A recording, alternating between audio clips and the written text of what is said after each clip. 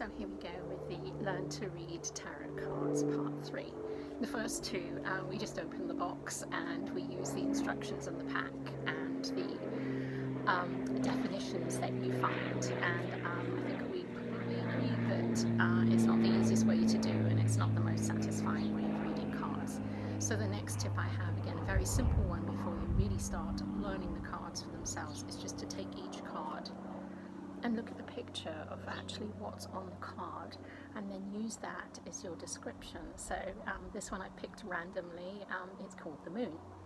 Now we know the moon is changeable. Sometimes it's big, sometimes it's small. So that can mean moodiness and changeable circumstances.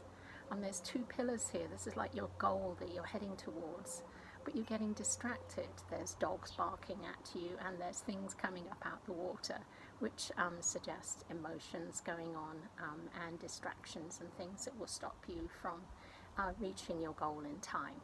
So that's a sort of brief idea of how you might describe the moon card without actually having learned anything or looked at a definition. Okay, here's another one. So this one, you can see is one of the pentacles.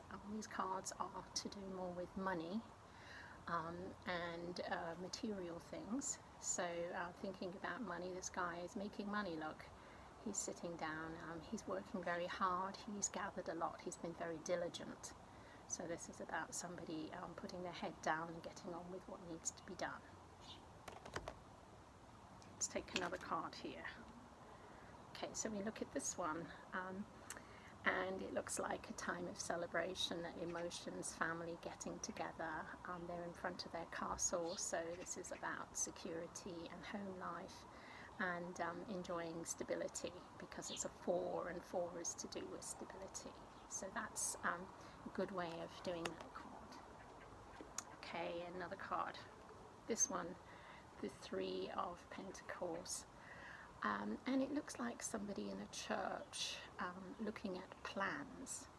I used to think this was a christening in a baby, but I actually think it's an architect and plans. So it's about planning for the future, building your cathedral or your castle, getting on with things, working with others, joining with others to do what needs to be done.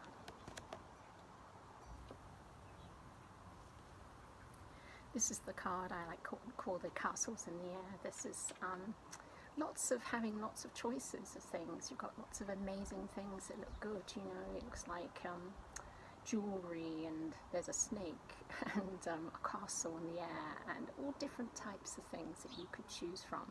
So you have to work out what is the right thing for you to do. So that's what this card is. It's about making choices and working out what's real and what's just a fantasy. So can you see how I'm doing this? Basically, you're just pulling up a card and you're just looking at actually what's on the picture. Some of them are a little more difficult, like this one. All the aces are to do with opportunities and fresh starts. And you'll learn that each suit has a different meaning. So if you see a sword like this one, this is to do with the intellect and ideas. So this is like a new opportunity, but it's to do with learning. Whereas if you pulled up the Ace of Wands, that would be to do with romance and passion. Or if you pull up the Ace of Cups, that's to do with your emotions. And the Ace of Pentacles are to do with financial things. Here's another one that you might think about. What does that mean? Well, if you look at it, 5s are to do with conflict, and we will go over what all these different meanings are later on. And it's to do with a war of words, I would think, because it's swords. But so you can see somebody has won a battle. They look kind of smug, and the other people have just given up and walked away. They threw down their weapons.